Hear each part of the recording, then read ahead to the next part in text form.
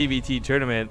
Spawning here in the bottom left corner of the map, it's going to be the red Terran player, Reality. The top right has the teal Terran, it's ByuN. And I was corrected. Apparently ByuN got 3rd place at Sandisk for Shellcraft. Yeah. So that's pretty cool. Yes. I'm really glad ByuN has his name too. God knows how much I hated having to update the overlay constantly because Speak Now was his alias and nobody knew who was playing, and I was like, how do you guys not realize? Anyways, so really good to see ByuN once again. Him and Reality have played. You were looking up stats though between games. How many? So not only have they played each other a ton recently, but you said it was like 2-3 or 3-1 or something? It was 3-2 in favor of ByuN. Yeah, so they've really been trading back and forth quite a bit between Li Fang, Cherries for Gaming, Alima Leagues, you name it. Yeah. Oh, Terran, it's not that Terran is like super good in Legacy of the Void, it's that Protoss has trouble, and then a lot of like really good Terran have actually been practicing a lot of Legacy of the Void, at least in my eyes. Maybe there's a little bit of bias right there. Probably is. Oh, but... there's a whole can of worms I want to open, but I'm not going to do it, not on the cast. I actually don't know what this is in reference to. Oh, real quick, by the way, sorry, we're going to shift gears here. Check to see if the graphs are working for you. So you should be able to hit number pad. You have to have number lock on for it to work, but 1, 2, or 3. Yeah, it works. It's cool. Cool. I really like the income graph, I think, more than anything else, because it's really easy. Like, the army value you can assess. You watch the game, you can see, okay, he lost 5 Reapers, that's no good. But for the income tab, it's kind of hard to realize, like, okay, he's ahead now, but how long has he been ahead for? And you can see pretty distinctly, like, okay, for the last, like, 2 minutes of the game, ByuN's actually had a better economy. Oh, a Cyclone opener out of Reality, though. Quay? Well, you know, Cyclone openers versus Protoss, they can kind of be a catch-all in the early game. Yeah, we actually, at the start of Legacy, we saw a lot of this because it was a good counter to Banshees as well. But since then, Cyclones have taken quite a bit of a nerf to their health. I guess they do have the automatic target air now, which is nice. This unit was changed and tweaked so much in the beta, though. It's basically what it was when it first appeared, just a lot less powerful. Yeah, the attacks air, attacks ground, so there's just like, you know, armored and... Well, the mag-filled accelerator helps make it sort of bring back to that overpowered... Yes. that it was in the past. But it's still, like, one of the biggest nerfs it got was just, like, it was also, like, fixes, apparently, just on whether or not, you know, what breaks what, basically. SC is a high hopes right there. He's unscrewing the nuts and bolts to ByuN supply depot, but ByuN wanted none of that. Cyclone, I believe, just chased everything away. And the thing is, the Cyclone is still, like, it's still a scary unit in the early game when you only have, like, Hellions and Reapers, and not a lot of them, really, too. A Cyclone is a perfect catch-all. And then if they do go Banshees, which ByuN loves going Banshees, ByuN almost always goes for a Banshee. Either a Banshee first, or, like, a counter Banshee. Almost always happens. So if you're gonna, like, guess a build, Banshee's the way to go. And he does oftentimes get more than 2, 3, maybe even up to 4 or 5, even if the first 3 didn't even do that much damage. Yeah, there's not a lot of players that play super predictable, but this is also one of those rare times where being super predictable isn't such a bad thing, because even if you know the Banshee's coming, a lot of the times it can still get some damage done. Now, this one doesn't go straight for the SCV line or anything, but it picks off a couple Marines, and as said before, the Cyclone considerably weaker with only 120 health in its past counterpart version. So, as we see, already almost getting picked off by the Banshee. And let's not forget just how expensive a Cyclone is. This is not something you can afford to lose at the cost of not killing that Banshee.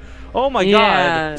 That is pretty bad. In reality, he still doesn't have anything to react to this. He's going to try and basically go all in with his own units. Well, ByuN will have, you know, defense in time. Like, I don't think this is going to work. ByuN was playing super safe with the Banshee, not realizing there was no turret in that mineral line. So, oh man, could have killed a few more SCVs, I think, if he had been a little bit more greedy. A couple of shots misfired on the Tech Lab, for example, but either way, like, just really in a great spot after that one Banshee killed, what was 1,000 minerals worth of units, 2 Cyclones. Apparently a second one died at some point. I guess went across the map. I don't know.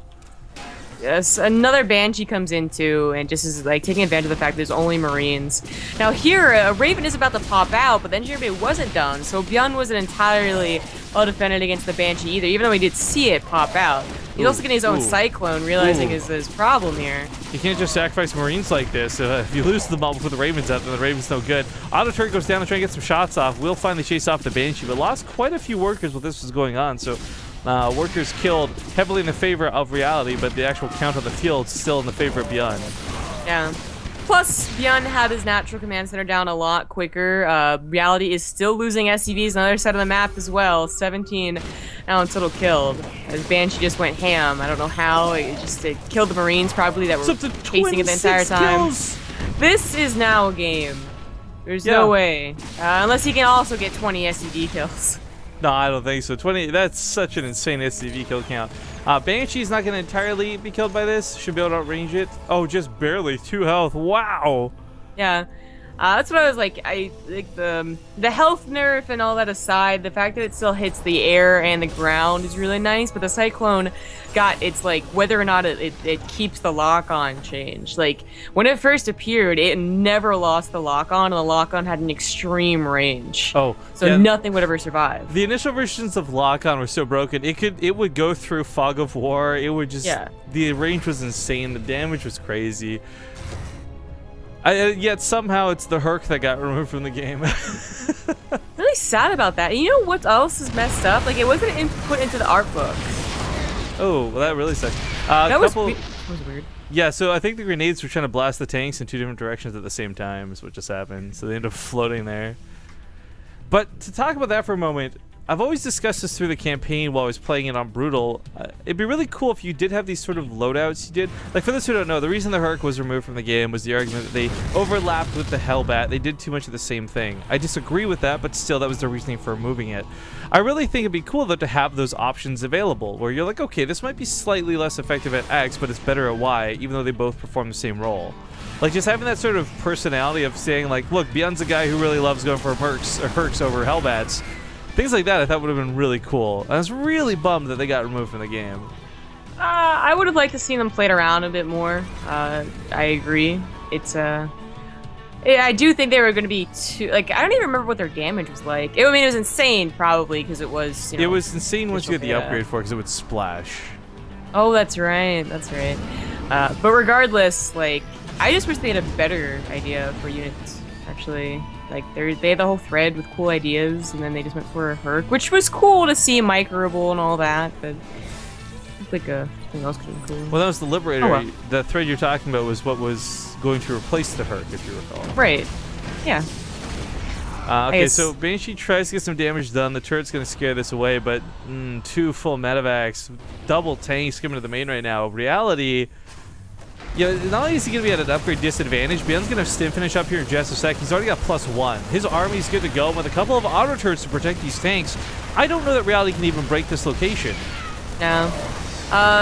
Entrenched positions such as this are no longer like super hard to break, especially if you have your own medevacs. That was pretty good pickup. Oh, but the natural's fully unoffended. This is where the supply really kicks in. There you go. GG. Yeah. Okay, cool. Well, game number 1 gonna go to ByuN. Not too bad. And well.